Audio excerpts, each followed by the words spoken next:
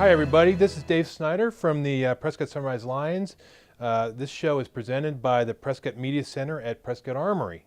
I am David A. Snyder, CPA, MBA, and EA with David A. Snyder, CPA. If you need any help with your taxes, let me know. I'm a member of the Prescott Sunrise Lions Club. Please go to PrescottSunriseLionsClub.org to see the projects we participate in and come to our meeting every Thursday at 7 a.m. at Waffles and More. Again, Thursday at 7 a.m. at Waffles and More. Help with the community. That is what Lions do. We serve. For the upcoming tax credit season, the tax credits of the charitable organization tax credit is still $800 married filing jointly and $400 other tax statuses. Our Lions Club gives to programs like Camp Tadia, which is a camp for physically unable to, physical issues and mental issues of kids. Del Webb Family Enrichment Center, Hungry Kids Project, Yavapai Food Bank, Yavapai Exceptional Industries, and many other programs, including one we are adding for the 2018 credit, which is Boys to Men. I saw the 2018 credit yesterday at our board meeting, and it's really popping. We're going to put that in the newspaper. We're going to mail it to past donors, that sort of thing. And only 10% of people participate in this tax credit program. So participate in it. It really helps you on your state taxes and your federal taxes. We have something called the Greatest Need, and in the past we have given money to the Yavapai School nurses to go around Yavapai County, and they scan the kids' eyes so they can go to the doctor if they need to get, glasses or other issues for other issues. So please start contributing now at our website, www.PrescottSunriseLionsClub.org. And if you have any questions, please call me at 928-445-0104 extension 9. Now, there's 4 other tax credits out there. There's the Military Family Relief Fund. It's $400 married filing jointly and 200 other statuses. And you have to do that by early November because they have a cap of $1 million. And by then, sometimes in the past, I've contributed late November, and they sent it back to me, and I couldn't take that credit that year. There's a school tuition like Sacred Heart or Primavera, which is $2,193 married filing jointly, and half that for other statuses. There's the public schools. That's $400 married filing jointly and $200 other statuses. I'm emphasizing this year because my son's going there, Tri-City Prep, so that's a good one. And then there's the foster care tax credit. We've in the past had Casa for Kids on our show to talk about the foster care tax credits of $1,000 married filing jointly and 500 other statuses. But contribute to the Arizona Military Family Relief Fund really quickly, and also contribute to our Lions Club because this really helps the community. We give to a lot of good organizations, and we also provide a lot of good services in the area that need funding, and that would be really appropriate to help you reduce your taxes and help the community. Don't be one of those 90% that don't contribute to it when you're eligible for it. The Prescott Sunrise Lions is having a play day on September 29th at Keebler Field from 11 a.m. to 5 p.m. There will be softball, volleyball, and a variety of other games, as well as beer, wine, and delicious food. The highlight will be the softball game between the Prescott Police and Fire Departments that will crown the kings and queens of Prescott. Plan to be there for a lot of fun activities. It's really going to be a fun time, and it really will help the area. We're going to contribute to, I think, the proceeds to the Yavapai Food Bank, and that'll be really helpful for them and helpful to the local community. Plus, it'll be very fun, and it gets people out together and mingling. So I wanted to emphasize that. September 29th at Keebler Field from 11 a.m. to 5 p.m. It's the first fun day, so be out there and participate. Thank you very much for that. Our guest today is Adam Bissell of Heart Song. Thank you for being with Thanks us, for Adam. having me, Dave. Thank you very much. Please tell us about yourself and where you came from and how did you get here and what do you do for a job? Okay. Well, I am originally from Buffalo, New York, a long way from home.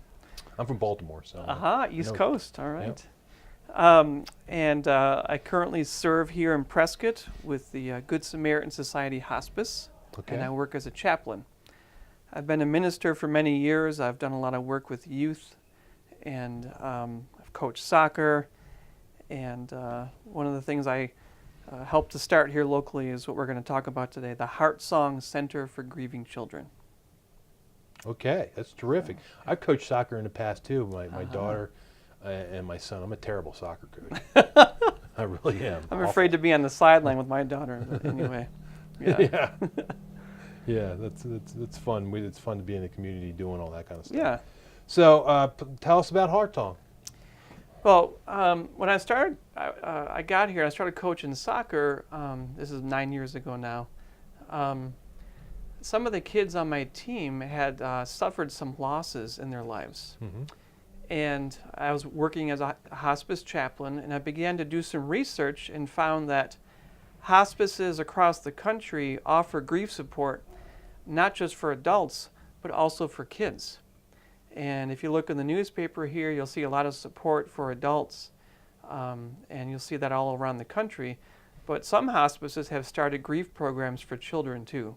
And like I said, I've had a heart for kids. I've worked with kids for over 25 years. And as I heard these kids' stories, I began to see, like, wow, there's got to be something we can do. So I began to do some research and found that part of my practice in offering spiritual care as well as grief support in hospice, I could include children. And I talked to some national experts, and one author actually sent me her books and all of her materials and said, go do it. And she goes, there's really not one way to do this. The main thing is that you have a heart and a passion for the kids. So I began about 8 years ago in the Prescott Valley, or the Humboldt Unified School District, and offering grief support in the schools. And I would go in when a nurse would call me and say, this child's father died or this child's grandmother died, can you visit with them? And as a free outreach of hospice, because all of our grief support is free, I would go to the school and meet with that child and offer support. And I did that for a few years. Well, as I was doing that support, I also began to research organizations that had something more. And that something more was to get kids together in groups with their own ages. Because, one-on-one is great, but if you can get in a group with your own age group and you feel less alone, there's other kids who've had losses, and in telling their story is it's like half the journey of healing, is just telling your story, coming out of that isolation that grief can do to you. So then I wrote for a grant with Good Samaritan Society, which is a national organization, and they gave me $6,000 to start the Heart Song Center for Grieving Children. So I began to recruit volunteers, and this is now 2.5 years ago that we began, and we are still now kind of building our reputation here and offering grief groups for kids. So I still do the one-to-one in the schools with the kids, but then we try to encourage kids to come together to the support group where they meet other kids their own age. And if you will, I'll talk about what we do in the evening program. It's a monthly program, and we have pizza, of course, because everybody loves pizza. I mean, that, right? Who can say no? That brings everybody together. Exactly. So we have pizza, and we ask that a parent or a guardian come with the youth. If not, they sign a permission slip. We currently meet at the Prescott Boys and Girls Club right here in Prescott, Arizona. And they're so gracious to offer this space for free to us to use once a month. Very nice of them, yeah. And we store our supplies there. And so when the kids come and with an adult, we'll get together, we'll have pizza for a few minutes, I will welcome everyone, and then we divide up into age groups. So we'll have an elementary school age group, middle school, high school age group, and then a group for the parents or the adults that are there. So everybody has their own place, their own room to go to. And then we'll have a theme for the night. So our upcoming theme here, our next meeting is August 28th, is creating a recipe for healthy grieving. And so I have a team of people who help me come up with these ideas. And so we're going to bring recipe boxes. And so in each of those groups, they're going to fill their recipe box with what works for them. And maybe for some people, it's going to be gardening. And so they write down specifically what kind of gardening. Are you going to grow strawberries? Are you going to plant bushes in your yard? What kind of gardening are you going to do? Or other people, it might actually be cooking. Well, let's write down some recipes that you're going to do, for the next month. Other people might be, I'm going to go volunteer at the local senior center because I love helping those people. Mm-hmm. And so that's their recipe box for healthy grieving that they're going to take with them. And so every month we have a new theme like that. And then we come together at the end of that evening, and some people might share their projects. So while they're in those groups and they're doing these projects, in the olden days we might call it arts and crafts, but we do different things every month. Kids might share their stories. No one is forced to share. But while they're working on their project, they might say, oh yeah, my grandpa, he taught me how to work with wood, and so I want to be a carpenter like my grandpa. And so, they might talk while they're doing their project. They might cry a little bit about their grandfather who passed away, or whoever it is who has died in their life. Yep. And so the main thing that Heart Song is here is to help kids who have suffered a death of someone significant in their life. It can be a parent, it can be a grandparent, a sibling, a coach, a teacher, maybe even their dog. It's whatever or whoever we're attached to that has a significant impact upon us. And so we meet with these kids once a month and we work on these things. One of the other activities we do is we'll write a letter to the person who has passed away. And what I say is, let's pretend that your relative is in Russia or China and you can't talk to him, you can't get to him, but they would love to hear about your life. And so you write them a letter updating them. Dear Grandma, today I failed my math test. Bummer. Mom says I need to get a tutor now. So we just encourage the kids to write a letter, and then in that letter express, what did your grandma mean to you? What is it that you miss about her? What kind of an impact does she have on you? And then close the letter by saying, Grandma, I miss you and I love you, and one of the ways I'm going to remember you is by fill in the blank. Working on my garden, trying on my math test better, loving my mom, whatever it is. How can we honor that person's life that we miss? And so, it's, as you can tell, it's a very moving evening, and we are just facilitating this discussion. It's not therapy. The main thing is we're getting kids together with other kids, and we just facilitate that discussion and the craft. So it's a pretty neat thing, and it's touched my life to be a part of it. Yeah, it sounds really, really good for them and really healthy for them, and I can see that. When you talked about China and Russia, I thought about Radio Free Europe or something like that. So I was like, yeah, You went there. I went there. Yeah. But it seems like if you're writing a letter, it just gets all your feelings out. Exactly, because sometimes we'll write things that we would never say out loud, but we'll write them down. And, and psychologists do say that there is something therapeutic about writing that is actually stronger than saying it.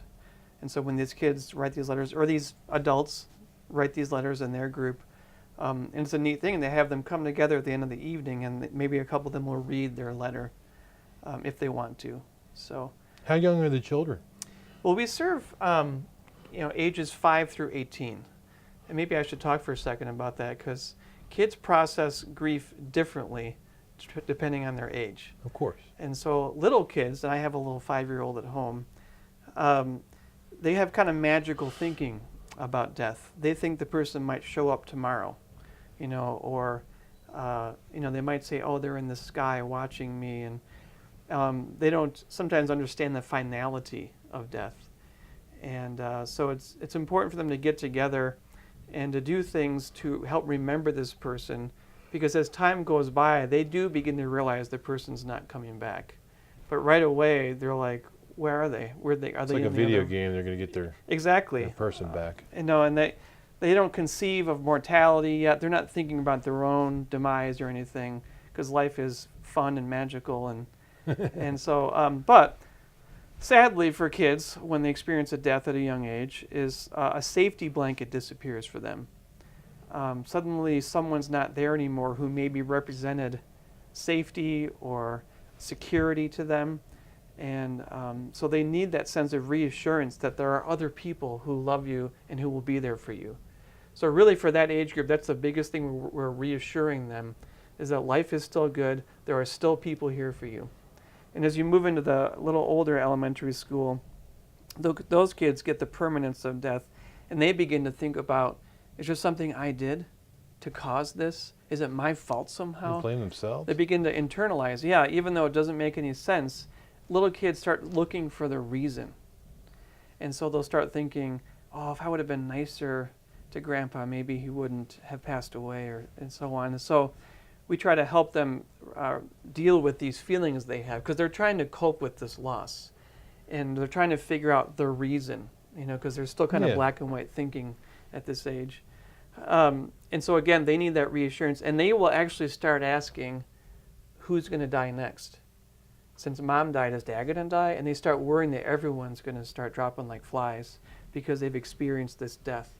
So again, we're there to reassure this age group as well, that we're here for them. You've got a lot of people around you. Your whole support system is not going to fall apart here. There's a lot of people in this house, in this school, in this community who are going to love and support you. And one of the reasons we have Heart Song then is to say, we're here for you. And then, of course, the adolescent mind is always the great puzzle. Adolescents definitely begin to understand the grayness of life, and that people do pass away, and that things are, in a sense, temporary here on earth. What we have to watch out for adolescents is they'll begin to focus too much on that, on mortality and the whole Shakespeare thing. They begin to romanticize. Get a little bit dark. Yeah, it can get dark. And obviously we need to be careful for all children if they're starting to think about, well, I want to go to heaven now, and I might want to end my life. And so grief support actually can help people get hope for this life, so kids won't fall into the suicidal ideation that comes along sometimes with grief, and that I want to join my loved one wherever they are. I miss them. I can't take this. So the adolescent, a big part of it is helping them to start to, like we're doing with teens anyways, but to really help them focus on the future. Mm-hmm. Your whole life is in front of you. What are your goals? What would your dad want for you? What are the things that would please him? Now, he passed away, but how can you still honor his life, with yours? And so with the older kids, we'll start looking at poetry and music and the arts as ways for them to express those feelings and those thoughts. How about something like animals, like horses and actually other dogs and we actually just brought on a dog therapy into our program, where we're going to bring a dog to those evening support groups, or even into the schools when I'm meeting with kids. And I have seen horse as well. Horse therapy is awesome when you go with a trained... Horses with heart. Yeah, exactly. Canine companions for the dogs. Yeah. And I should also say that even as I'm sharing this with you, that we want to educate the community about grief. It's not just about getting kids to come to our group once a month.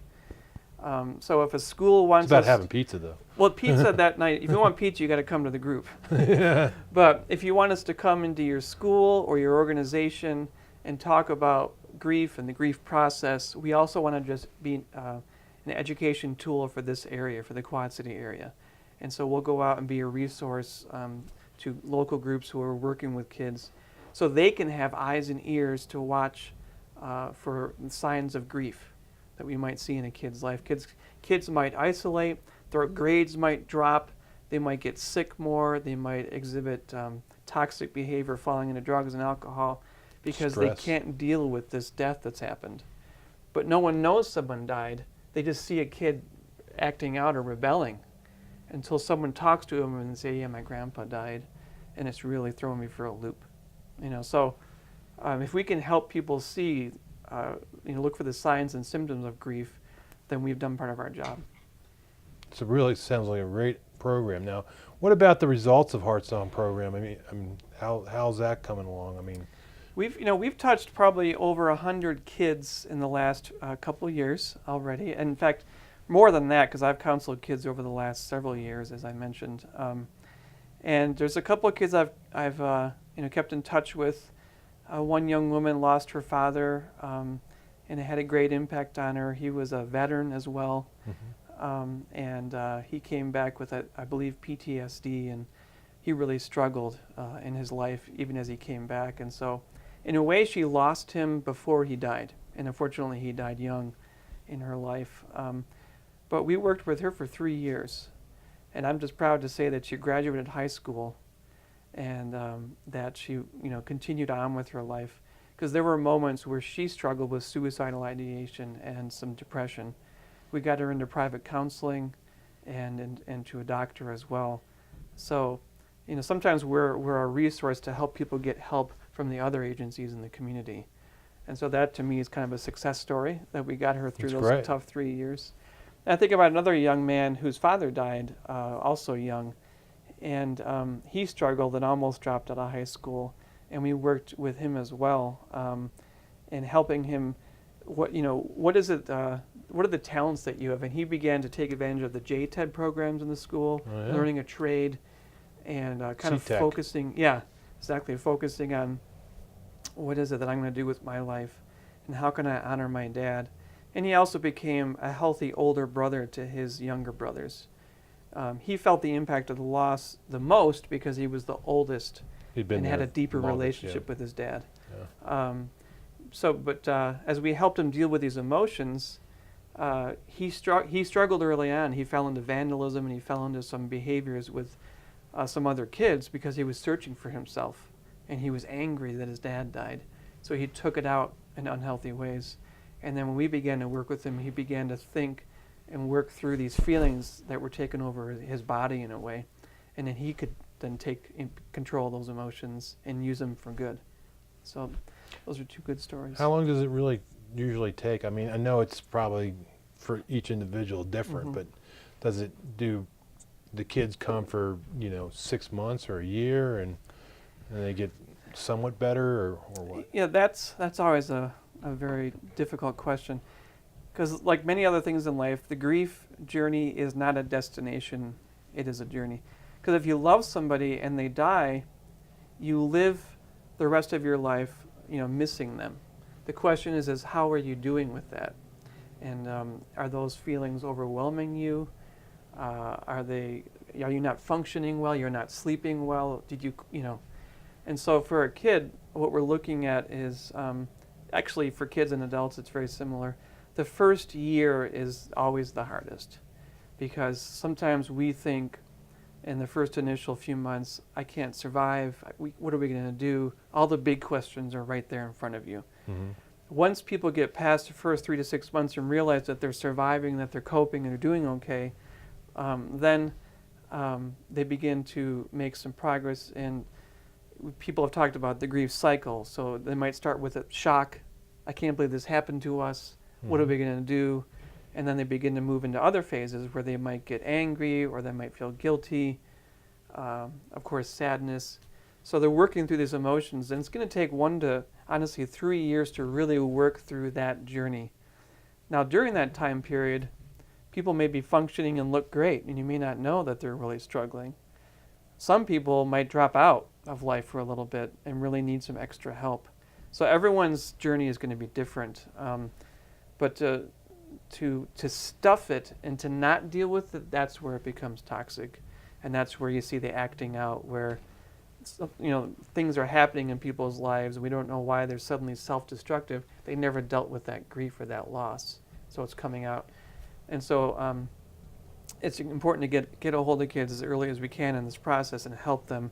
And they'll become emotionally mature even faster than other kids, because they've dealt with a tragedy early on, if we help them with the coping tools. Anyway, so to answer your question, the first year is the hardest. They need between 1 and 3 years to really feel like life is normal and things are progressing forward, and that they're going to be able to be okay in spite of this loss. Do you have continuous funding? We don't.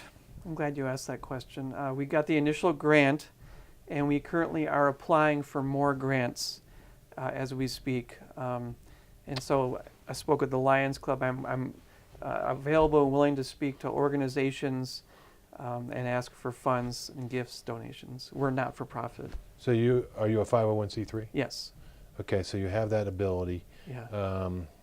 So you could go out, you could do these TV shows actually. I could do these TV shows. Let me just share the phone number, if you will.